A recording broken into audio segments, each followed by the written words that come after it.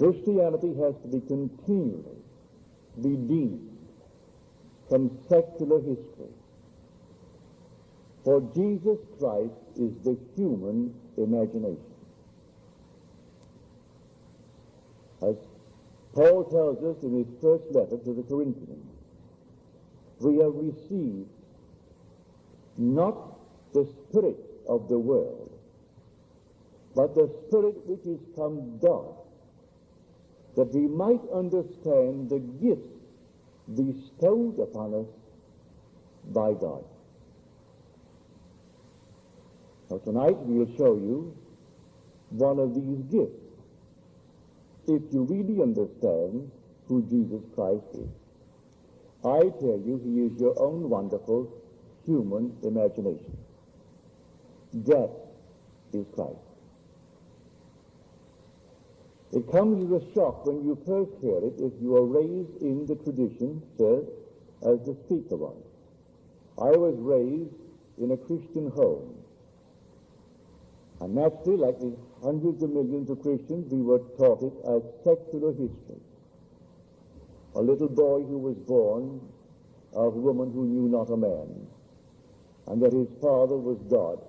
He was the Son of God, and that was the story as I was taught it.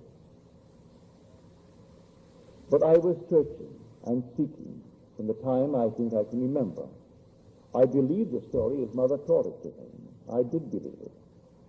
And I can't tell anyone the shock that was mine. And sometimes maybe I wondered if it would not have been better to turn back, like Israel in the desert, and go back into slavery.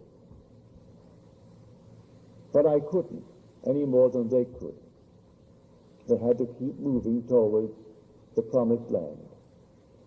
For when you are disillusioned, having been taught the story, as we all have been taught it, to discover that he is not something in history. He is nearer than your breathing. In fact, he can't even be there. He is your very self. He is your own wonderful human imagination. It comes as quite a shock. Well, I can tell it best by telling you a story. The year was 1933. Roosevelt was elected. I had been in this country for 11 years. I never really wanted to go back to Barbados. My parents came up in that year, and they pleaded with me to come to Barbados and join the family, become a member of the family. And I declined. I said no. I saw them off at the boat, and strangely enough, as they sailed, and they were on the deck, and I waved goodbye to them, a peculiar feeling came over me. And I had a desire that I never had in 11 years, to go to Barbados. I had just said goodbye to them, and said no to their request. They would have paid all expenses and brought me back, and everything would have been perfect. Then from the boat, I went to my old friend Abdullah. He was born, so I am told, in Ethiopia. He was a black man, raised in the Jewish faith, but really understood Christianity as few men that I ever met understood it. He understood the law, not the promise. He understood the law. So I went to him and I told him the feeling that came over me, that I wanted to go to Barbados. I just waved at my parents, and a peculiar feeling possessed me. And he said to me, "You are in Barbados." Well, that did not make sense to me. I'm standing in his place on 72nd Street off Central Park West. That's where he lived. He lived at 30 West 72nd Street. And here I am in this place, and he's telling me that I am in Barbados. He didn't explain what he meant. So, as the days went by, I said to him, "Ab, I am no nearer to Barbados than I was when I spoke to you." And he said to me, "If you are in Barbados, you cannot discuss the means of getting to Barbados. You must actually live in Barbados, in your imagination, as though you were there, just as if, and view the world from Barbados. If you sleep in Barbados and view the world from Barbados, the means will appear and you will go to Barbados. But as far as I am concerned, you are already in Barbados, because you desired it. That in principle, all you have to do is simply to enter it. And you enter it now in New York City, even though that's 2,000 miles across water, and you aren't going to walk across water, but you enter Barbados and view the world from it. If you see the world from Barbados, then you have to be in Barbados. He did not explain to me then, but I learned later, that man being all imagination, man is wherever he is in imagination. And imagination is the God in man, that is the eternal body of the Lord Jesus Christ. And all things are possible to him.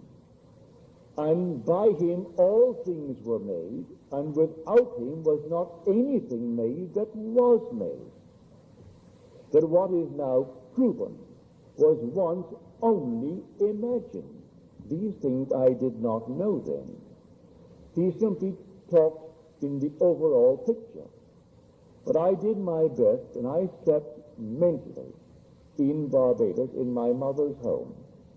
I looked at the world and saw it from Barbados. I saw New York City 2,000 miles to the north of it, the northwest. For we are on a certain latitude, 13 north, New York is 42 north. We are the 59th longitude, New York is the 74th. So I saw it northwest, as I could imagine it. I heard the tropical noises. We call this land tropical. It really isn't tropical in the really true sense of the word. When you go into the tropics, it's something entirely different. I was born in the tropics, almost on the equator. It's an entirely different odor. Sunsets go like this. You look at the sun, and the sun disappears suddenly. A ball of red light becomes green. You're looking at the sun, and suddenly, in a matter of a split second, you're seeing a green sun. You're seeing the complement of red. So we have no twilight in Barbados. The sun goes down rapidly from a red ball to a green ball, and you're seeing a green ball. So the whole atmosphere differs. Well, I put myself into that and felt that my mother and father were in their room, and that my brothers, those who were not yet married, were in the house. It was a huge, big, old home of ours. And there I slept. This was now late October. When it came to the end of November, I said to Ab, I am no nearer Barbados. He said, you are in Barbados. Then he turned his back on me, walked towards his bedroom, and slammed the door, which was not an invitation to follow him, if you understood Ab. He was teaching me a lesson, the lesson of faith. If I am actually sleeping in Barbados, no power in the world could interfere with my journey to Barbados. This is now late November. The last ship out of New York City, sailing for Barbados, was the 6th of December. I wanted to get there by Christmas. And so I could not raise the question anymore. But on the morning of the 4th or the 3rd of December, I got a letter from my brother Victor. I did not ask him or any member of my family to bring me to Barbados. He wrote a letter, and he justified the content in this manner. He said, we are, you know, a large family, 9 brothers and a sister. We have never been united around our Christmas table at Christmas since we were a family. For there was an interval between my sister Daphne and the last 2 boys of 8 years. By that time, my oldest brother had left for Demerara in British Guiana. And by then, when he came back, my brother Lawrence went off to McGill to study medicine. And we were always moving around. But this time, everyone was present but yours truly. And he said, I'm enclosing a small little draft, $50. But in 1933, when there were 17.5 million unemployed, and we didn't have 204 million citizens, we only had 120 odd million. It was an enormous thing. If you're not old enough to know it, may I tell you, it was really a horror. Well, I was numbered among the unemployed. And so he knew that I could come if the terms were there, that I had my passage paid. So he enclosed a $50 draft to buy a suit. Well, you could buy a suit in those days for $12, $10. You could buy a pair of shoes, McCann shoes, for $3. And so I went down to the steamship company, because in the letter he said, I've notified the company to issue a ticket. And then the little $50, you buy what you need for the trip, and then sign the chips. And when the ship comes in, I'll meet the ship and pay all the things that you have incurred, all the debt. But I went down to the ship. They said to me, I'm sorry, Mr. Goddard, but we do not have a first-class passage for you. We can accommodate you third class. You have the first-class accommodation for meals, and you can have all the other areas of the first class. But for sleeping, you have to go to the third class. I said, perfectly all right with me, I'll take it. I went back to Abdullah, and I told him. You know what he did? And I said, I am going third class to Barbados, but I have the accommodation with the first for the daylight hours. He said, who told you you're going third class? You are already in Barbados, and you went first class. Again, he closed the door on me. I went down to the ship the morning it sailed on the 6th of December, and the ticket agent said to me, Mr. Goddard, I have good news for you. We have a cancellation. And now you can go first class, but you'll share it with two others. There are three in the cabin. Perfectly all right with me. And so I went down third class. Abdullah said to me, you know, Neville, when you return from Barbados, you will have died. Never explained a statement of that nature. You will have died. I'm coming back from Barbados, but I will have died. He spoke in these cryptic manners. Well, I did. I went down to Barbados. I was a strict vegetarian. I had not eaten one piece of meat or fish or fowl in 7 years. No smoking, no alcohol, no sex. Disillusioned in my first marriage, and the whole thing was simply, I became a celibate. I came back from Barbados, and in Barbados I was the same being that I was when I arrived, to the annoyance of my family. For they made all their money in groceries, selling meat, fish, alcohol, everything. And I am enjoying a trip based upon their effort, and here I am not taking what they're offering.